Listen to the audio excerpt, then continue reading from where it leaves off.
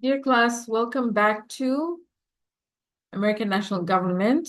Today we are talking about federalism again. But here we're talking about federalism and courts. Basically, federalism is it's a legal phenomena, right? There's a lot of legal language in the US Constitution, and it's all about following the Constitution, what's there about the powers of states, the powers of the federal government. But here we're looking at the meaning of welfare as well, because there's this welfare clause in the US Constitution. So the video will look at what the meaning of welfare is and the evolution of this meaning and of federalism over time. Federalism and courts. So federalism plays out in courts. It depended on how the US Constitution was interpreted by the courts. States were upset about something the federal government did, and vice versa. There would be conflict and it would end up in court cases. So, hence, you have to understand the legal language or legalese of the times. You have to understand the value system as well. So dual federalism in the US is a period between 1790s and 1880s. Essentially, this is the early period of federalism, but it's a consistent 90 years. And the climate was very contentious at that time. The states were not happy with federalism, the idea that the central government usurped their powers, right? And states used to have so much powers before. But they also understood that the union was a good idea. So now you have the reserve powers, and states are very territorial about those reserve powers, right? And so they did not want the federal government in their state, anything to interfere with their powers. However, it doesn't work that way. I mean, that's an ideal situation, not a real one. How can you hold the other accountable if you were never in each other's spheres of influence, right? So somehow, even though you said states are in charge of A, B, C, and federal government is in charge of D, E, F, somehow ABC is related to D, E, F, and therefore the conflict will arise. So here we will start talking about terminology and how these change over time. So constitutional clause. There are many clauses in the Constitution. One of them is the welfare clause. And so the question then is, how did the founding fathers envision welfare? Did they value the free market system, meaning that they want to keep government out of industry? And so in that case, welfare, what does that mean? Does that mean that the best possible scenario is created by a market system where the government does not regulate at all any of the businesses? So business can do anything it wants, essentially, right? Or did they envision a broader sense of welfare where there is economic protection for people who need it, right? Like labor. It didn't seem like that. In the early days, we had slavery, we had child labor, we had indentured servants, and later we see industrial workers are being worked to death. We saw the Carnegie video, right? We saw the child labor as far as the 1900s, early 1900s. So the founding fathers were not exactly regular people. They were not the serfs. They were not the slaves. They were certainly not the indentured servants. They were sort of the political elite, and some of them were moneyed elite. They had mansions and plantations. These guys were not, poor. And this was feudalism. This was slavery. This was also capitalism. Look at Jefferson's plantation in Monticello. Let's take a look. We're not going to spend too much time there, but I think we should look a little bit. So this is the University of Virginia's campus now. I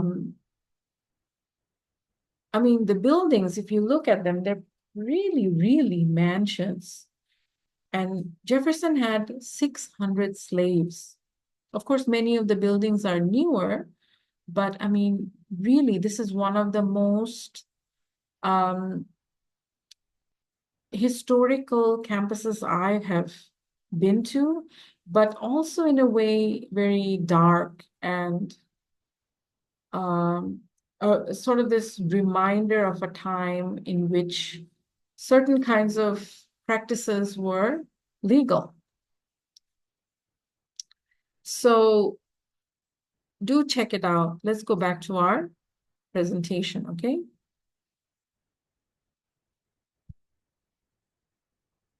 So a reminder that the Founding Fathers' idea of welfare is not what we think about as welfare, okay? Even though Jefferson proposed the Bill of Rights, he's actually behind the Bill of Rights, right? But still, I mean, he had 600 slaves, and look at the type of society we had before, right? Feudalism, capitalism, and slavery, these things are entangled together.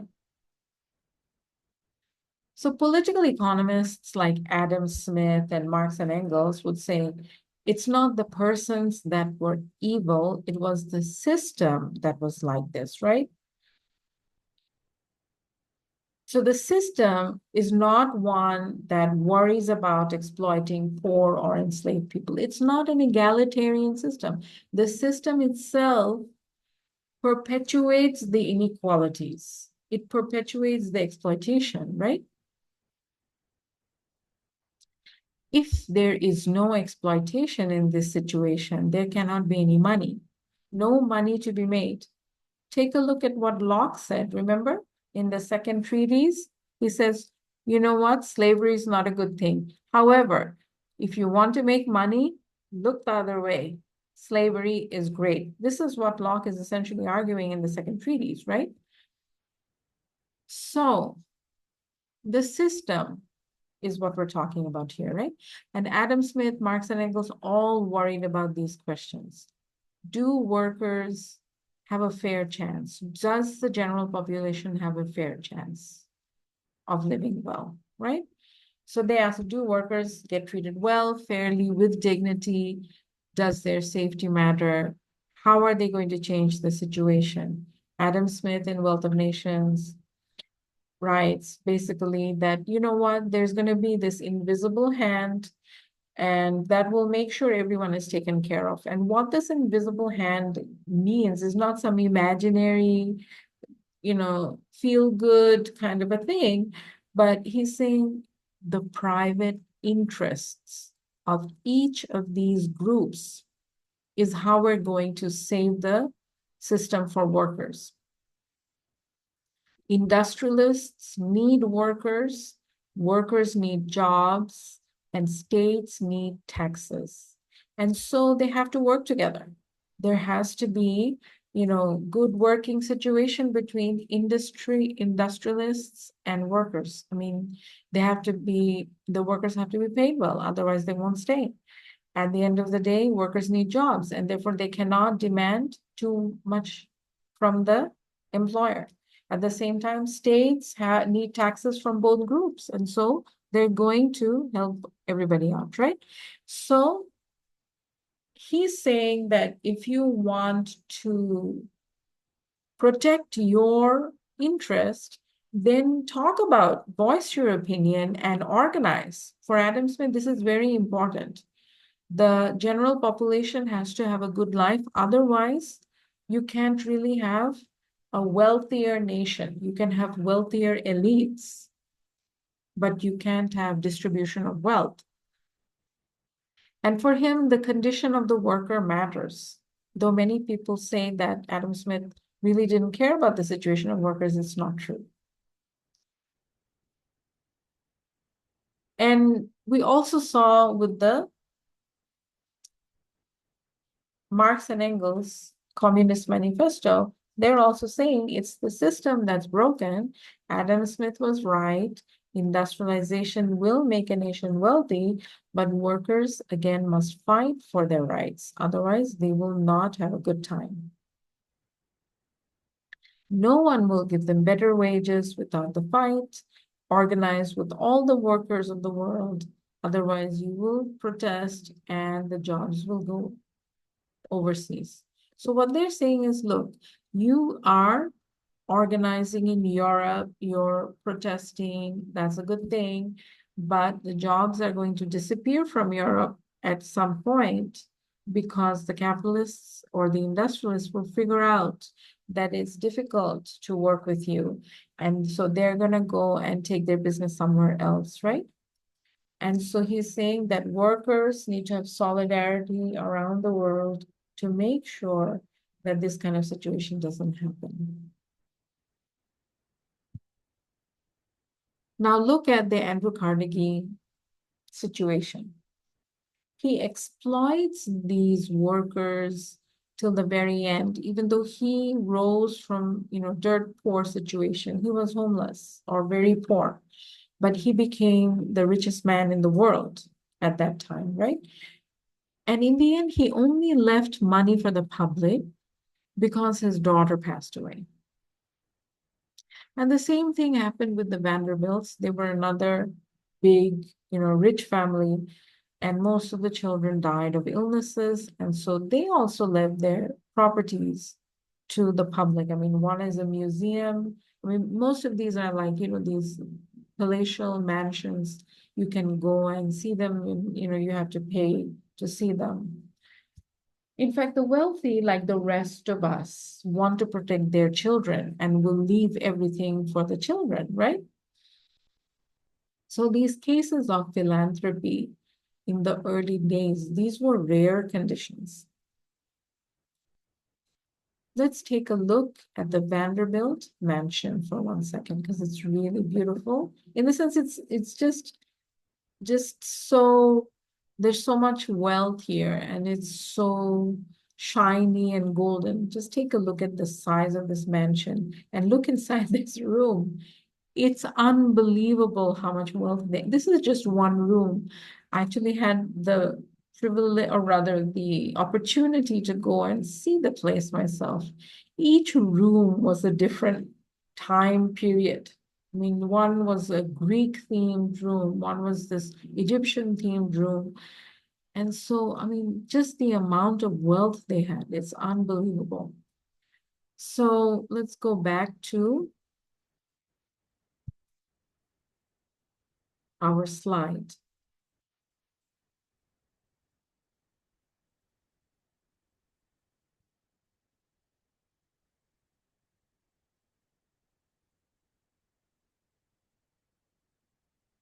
So if you didn't get to see, this is what the mansion looks like. And just watch the pictures, look at this photo.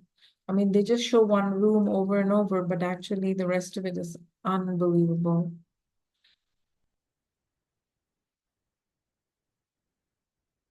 All right. So here you can actually get a description of the Gilded Age, all these rich people. And there's this show about the Gilded Age now, right? So, I mean, just the amount of wealth they had. I mean, if you just looked at the pictures of the rooms, it's mind-boggling how much money they had. And they didn't get that by being nice to people all the time, right? All right. So let's go back to our videos. So you remember from the Andrew Carnegie situation, right? The situation of workers working 18 hours a day, 364 days of the year. All of that, very unpleasant, right? So how did the political elites of this country who had accepted this bizarre economic system where one group makes tons of money and the other group is just worked to death. How did they go from that to where we are today, where everybody has a finite number of hours that we work in the day, and we get holidays, we get healthcare? How did we go from that to this situation? Something to think about, right? Let me stop this video here and let's talk more about this in the next video.